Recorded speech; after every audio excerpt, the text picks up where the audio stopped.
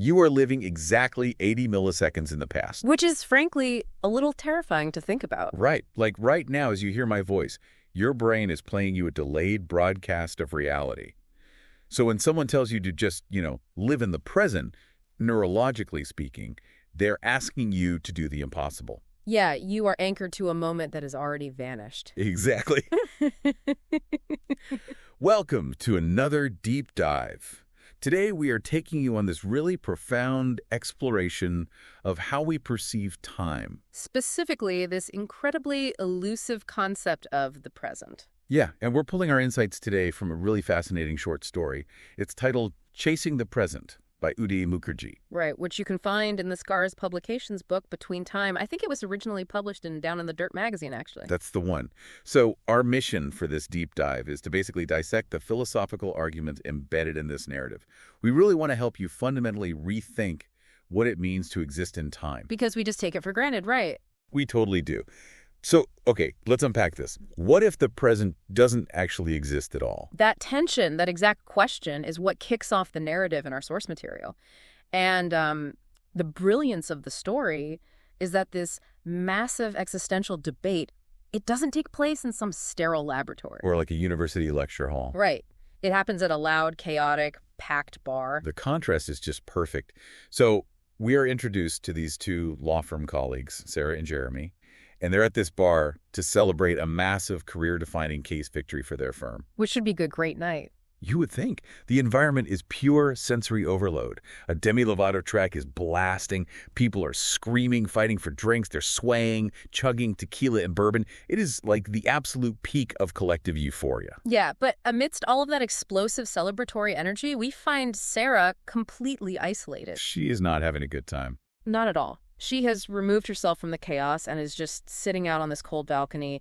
The music is all muffled. She is just sipping a beer, staring out into the darkness, and she is visibly depressed. Which is such a counterintuitive reaction. I mean, Jeremy eventually comes out to check on her, and he is just baffled. Because they won the case. Right. He expects her to be ecstatic, popping champagne. Yeah. But Sarah's experiencing this bizarre emotional crash. She tells him that while she is glad they won, she actually misses the momentum of the trial. She misses the fight. Exactly. She misses the midnight debates, scanning thousands of pages for a single clue, just the sheer adrenaline of it all. Her happiness actually plummeted the moment the verdict was read. It's the paradox of victory. And it is rooted so deeply in how our neurochemistry operates. Like with dopamine, right? Yes, exactly. When Sarah says she misses the struggle, she is describing a very real phenomenon involving dopamine. We often mistakenly think dopamine is like the reward chemical. And you get a hit of it when you achieve the goal. Right, but neurologically speaking, that isn't the whole picture at all. Dopamine is actually driven by something called the reward prediction error. Okay, what does that mean? It's about the anticipation, the pursuit, and the learning process. Your brain pumps out dopamine while you are working toward the goal to keep you motivated. Wait, let me make sure I'm getting this. Are you saying the victory itself is chemically hollow? Essentially, yes. Because I've always thought of this like spending months building one of those massive, insanely complex jigsaw puzzles. Oh, that's a good comparison. You know, the ones with 1,000 pieces that are all just slightly different shades of blue sky? The absolute worst kind of puzzle. Right. But for weeks, you were entirely obsessed. You're hunting for the right edge piece. You're completely engaged in the process. But the absolute second you place that final piece into the puzzle, the joy is just gone. Yes. Instead of feeling pure joy, you feel this sudden empty void. The driving purpose is just gone. That is a brilliant way to visualize it. Yes, the moment you place that final puzzle piece or, the moment the judge reads the winning verdict, that continuous dopamine drip just abruptly shuts off. Wow. The struggle was dynamic. It kept Sarah's brain engaged in a constant state of anticipation. The victory, on the other hand, is static. It's over. So Sarah is sitting on that balcony because she has been plunged into the neurological void of a completed puzzle. Exactly. And so Jeremy finds her in this void, and instead of actually engaging with her feelings, he throws out, honestly, the most hollow bumper sticker motivational cliche imaginable. Oh, I cringed reading it. Right. He tells her, for once, why don't you just live in the present, forget the past, and ignore the future? Which completely backfires. Entirely. I mean, telling a brilliant, detail-oriented lawyer to just turn off her analytical mind is never going to work. No way. Instead of comforting her, that platitude transforms their casual balcony conversation into this high-stakes legal and philosophical debate. Sarah immediately cross-examines him. She just stares at him and asks, "What is the present, Jeremy?" She puts him right on the spot. Yeah, and Jeremy tries to point to the physical world to prove it. He points through the glass into the crowded bar, at the people dancing and spilling drinks, and argues that the immediate chaotic energy happening right in front of them is the undeniable now. He relies on empirical sensory overload, but Sarah completely deconstructs his definition. She tears it apart. She really does. She argues that what we call the present is actually a misnomer. She forces Jeremy to break time down mathematically. You might think you can isolate the present in a millisecond, which is 1,000th of a second. Right. But time doesn't stop there. It divides into microseconds and then nanoseconds, vanishing infinitely faster than human perception can track. So by the time your brain even registers that a nanosecond has occurred, it's already gone. Exactly. Sarah is moving the argument from human perception into the realm of quantum physics, essentially. This actually touches upon something known in physics as block universe theory. From Einstein, right? Yes, stemming from Einstein's relativity. In a block universe, the past, present, and future all exist simultaneously in a four-dimensional block. Yeah. So the present isn't this special glowing dot moving along a timeline. It's just the arbitrary slice of the block you happen to be observing. Because time is infinitely divisible, physically inhabiting a single slice called the present is an impossibility. Okay, wait, I have to push back on that because I think I'm actually with Jeremy here. Really? Yeah. I mean, when I am actively engaged in something, let's say I'm playing a fast-paced game of tennis, or I'm in the middle of a really intense, rapid-fire conversation, I am absolutely experiencing the now. I am reacting in real time. Are you saying that feeling of being present is entirely fabricated? Well, Sarah would argue that yes, it is entirely fabricated after the fact. That's wild. And she uses an incredible concept to prove it, which we can call the Polaroid effect. She argues that while we live through these collective nanoseconds, the very moment we perceive an action, it instantly becomes a frozen artifact, a Polaroid picture. Oh, because you can't alter it anymore. Exactly. She points out that you cannot correct a wrong dance move once your body has made it. You cannot take back harsh words once they leave your lips. They're out there. Right. The millisecond an action happens, it is instantly surrendered to an unchangeable past. You are entirely powerless over it. It really highlights our extreme vulnerability to time. We believe we have agency in the present, but Sarah is showing how every action we take is immediately cast in stone. Yeah. And to make this massive abstract physics concept undeniably real for Jeremy, she points to the most immediate physical object on their table, his beer mug. The condensation on the glass. Right. She points to the water deposits forming on the outside of his mug and tells him to watch how quickly a single droplet trickles down to the bottom. She tells him the present is that fleeting. It's a fantastic rhetorical move. It is. But Jeremy's a lawyer. He refuses to lose. Sarah's physics argument is flawless on paper, but Jeremy is a human being who feels continuous time. He wants to prove her wrong empirically. He's desperate for evidence. Right. He decides he is literally going to trap time to prove the present exists, which leads to this incredibly messy real-world experiment right there on the balcony. The theoretical debate crashes headfirst into physical reality. Exactly. So out of nowhere, one of their colleagues, Michelle, comes bursting out onto the balcony with a beer mug in hand, completely sick, and just throws up into a potted plant. Which is so gross, but perfect for the story. Right. And Sarah immediately drops the philosophical debate and springs into action. She's grabbing napkins, holding Michelle's hair back, getting her water. She's being a great friend. She steps up. But Jeremy doesn't help at all. He pulls out his smartphone and films the entire medical emergency. Which is a terrible thing to do, by the way. Awful. But he does it to win the argument. Once the chaos subsides and Michelle goes back inside, Jeremy triumphantly plays the video back for Sarah. He's so proud of himself. He really is. He points to the screen showing the action and declares, "This is the present, Sarah." He genuinely believes his technology has captured and trapped a continuous moment of time. But Sarah just laughs at him. She takes his phone and uses a video frame extractor app to literally split his continuous video into individual static image frames. She flips it right back on him. Totally. She hands it back to him and issues the ultimate challenge. She says, your video operates at 24 to 30 frames per second. Look at these extracted motionless frames and tell me which one of these is the present. It is a devastating countermove. It really is. By breaking the video down, she exposes the mechanical illusion of recorded media.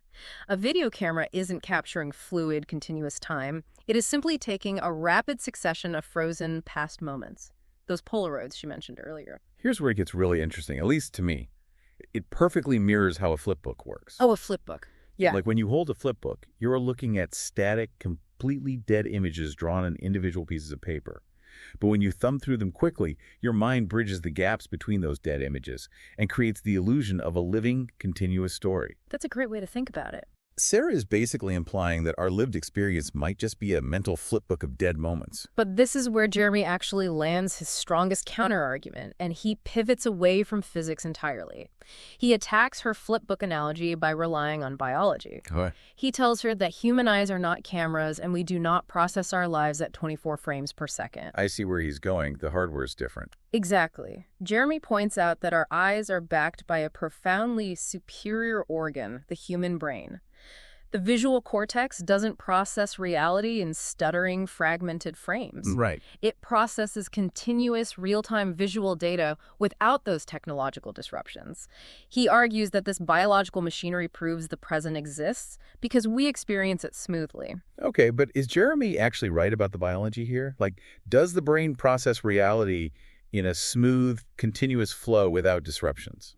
Actually, no. And this is where the science gets truly mind-bending. Jeremy is experiencing an illusion created by his own neural circuitry. Yeah, let's look at the underlying mechanisms of human sight.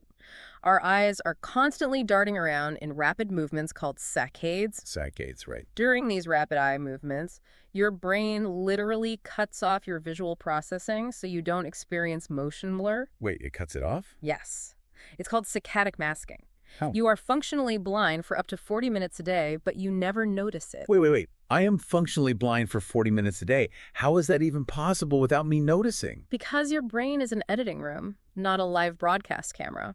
It takes the disjointed sensory inputs, fills in the blind spots, aligns the timing of what you see with what you hear, and stitches it all together into a seamless narrative. That is insane. But that stitching process takes time. Specifically, neural latency means there is about an 80 millisecond lag between an event happening in the physical world and your consciousness actually perceiving it. So going back to what I said at the very beginning of the deep dive, we are all literally living in the past. Entirely. By the time your brain hands you the completed flipbook of the present, the universe has already moved on. Wow. Jeremy is arguing that human biology creates the present. But the truth is, human biology is exactly what traps us in the past. That is wild. It completely invalidates Jeremy's biological defense. But, in the story, Sarah doesn't even need to bring up saccadic masking to beat him. No, she doesn't. Acting like the ultimate courtroom closer, she shifts her argument away from both physics and biology. She moves the debate to something even more foundational to the human experience, which is language. This is Sarah's most undeniable proof, I think. She argues that the very grammatical structure of the English language anticipated this exact philosophical impossibility centuries ago. She basically breaks down the grammar of time. She tells Jeremy, if your version of reality is true, if the present is a tangible, static space that we inhabit, then simple tenses would be totally sufficient for us to communicate. We would only ever need the simple past, the simple present, and the simple future. But simple tenses fail us. They do. And this ties into a fascinating concept known as the Sapir-Whorf hypothesis. Or linguistic determinism, right? Yes, exactly. It suggests that the structure of a language fundamentally shapes how its speakers perceive reality. Language didn't just passively evolve, it actively maps the boundaries of our universe. Okay, so how does Sarah use that? Well, she uses a very elegant example to show how our language maps time. She tells Jeremy to consider the simple present statement, Lucy is dancing. Okay, Lucy is dancing. It sounds like it's happening right now. It sounds like it, sure, but the action is moving faster than the words can be spoken. By the time you finish vibrating your vocal cords to say the word dancing, the physical action you were trying to describe has already slipped away into the past. Oh, wow. The simple present tense is fundamentally incapable of capturing the reality of time. The label expires before you can even stick it on the jar. Precisely. So language had to invent a workaround to accommodate the impossibility of the present. This is why human beings require the present continuous and the past continuous tenses. Because it's always moving. Right. A simple present statement instantaneously transforms. Lucy is dancing immediately becomes Lucy has been dancing. The grammar itself acknowledges that the present is nothing more than a momentary bridge, instantly converting the future into the past. The moment you name the present, it is already a has-been. What's fascinating here is Sarah's ultimate conclusion from this linguistic proof. She looks at Jeremy, having dismantled his argument on every possible front, and she declares that the present, as we conceptualize it, is so fleeting it is functionally non-existent. Yeah. And then she delivers the final blow to the cliché that started it all. She says, it's the society that's peddling the past as the present. Society is peddling the past as the present. So what does this all mean for you, listening to this right now? That's the real question. Think about the immense heavy pressure we all face from the modern mindfulness industry. We are constantly bombarded with self-help books, meditation apps, wellness influencers. They're all dictating that we must live in the moment. It's everywhere. The cultural narrative is that if you are anxious about tomorrow, or if you are caught up regretting yesterday, you are failing. It creates a tremendous compounding guilt. We treat the inability to just sit still and anchor ourselves to the now as a personal, moral failure. But if Sarah's argument holds true, it completely shatters that paradigm. I mean, it might actually be an incredible relief to realize that the moment is uncatchable by design. You aren't failing to hold on to the present.